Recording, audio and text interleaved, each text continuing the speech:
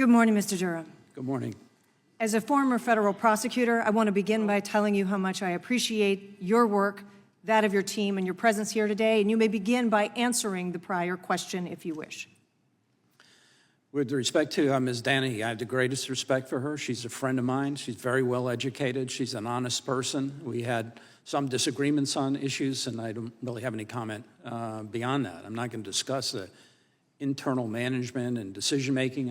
I'll tell you this, that every agent and every lawyer who worked on this project had a full voice in the decisions that were going forward. I made the final decisions.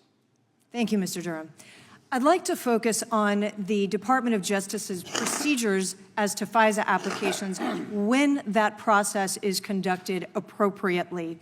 To begin with, FISA surveillance application must include an affidavit from a federal law enforcement officer, correct? That's correct. And that affidavit must demonstrate cause to believe that the target of the surveillance is an agent of a foreign power. Is that also right?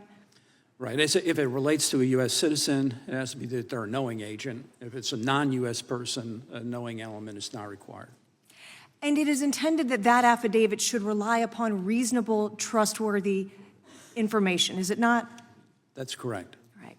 And in some cases, in including the case of Carter Page, those affidavits, that information can include the use of information obtained from a confidential human source, correct? That's correct.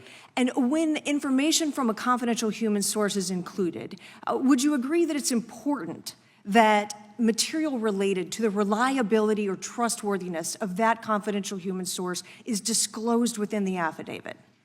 Yes. And I believe you testified here earlier today that in this case, information in that Carter Page application related to the reliability and credibility of the confidential human source was not included in these applications. Is that right? I believe that's correct. Okay. Would you tell us, in your experience, in your many years working with the department, why is it important that that type of information is included and disclosed to both federal prosecutors and to the court?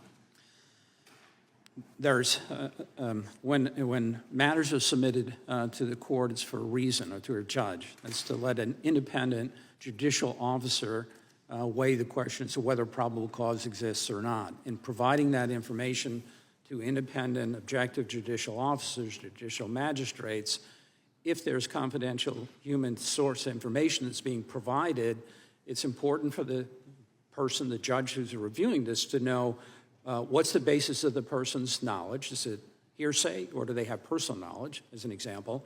And then whether or not there's some track record or basis to believe that the information would be credible coming from this person. And of course, at this stage of the proceeding, the person who's the subject of the investigation has no idea that this application is even being made or considered or reviewed by the court in most cases. So That's it's correct. solely rests with the government, the responsibility to ensure that this power, that this surveillance power that's being used is being done in a way that is appropriate and compliant with the law. That's correct. And you mentioned something earlier about that in this case, agents immediately moved to the most intrusive investigative means that were available, referring, of course, to the interception of live communications, correct? That's correct. In this instance, the Bureau almost immediately, when they opened it as full investigations, it was the umbrella case, Crossfire Hurricane, and then the 4 sub-files, they immediately went to try to get FISA coverage on Papadopoulos, which they weren't able to do, and then Carter Page. And some of the techniques for law enforcement, you know, there are a myriad of other things they can do to collect surveillance information short of this interception of communications, like poll cameras, pen registers, trap and trace, trash pulls, correct? There are many other things that in investigations are often utilized prior to taking this step of attempting to intercept live communications. Right. Those are typically building blocks for electronic surveillance. So based on your testimony so far, what we're hearing is that here, a FISA application was pursued without disclosing some relevant information to prosecutors or the court, without following standard procedural rules, utilizing investigative techniques that were the most intrusive without first exhausting other techniques and instead pursuing the most invasive method possible from the outset against Mr. Page. That's essentially correct, yes. Now, one other thing, you mentioned earlier during your testimony that the failures identified during your investigation, that if they were not addressed, they would result in national security risks and continued public lack of confidence in our institutions of justice, that there were no overnight fixes, but we needed accountability, standards, and consequences. Would you elaborate, please? Time the gentlelady has expired. The witness can respond. Yeah.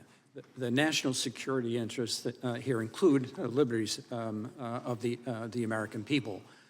One of the things that was most disturbing about the dossier, the Steele dossier, is whether or not this is, so at least some of it was Russian disinformation, whether Igor Danchenko, who personally wrote that he was responsible for 80% of the intelligence in the dossier and 50% of the analysis, whether or not Mr. Danchenko was the source of Russian disinformation. If you don't run some of those things to ground, it does affect the liberties, or potentially affects the liberties of the American people and the national security interests of this country. Thank you, sir. Gentlelady yields back. The gentleman from California is recognized. Thank you, Mr. Chairman.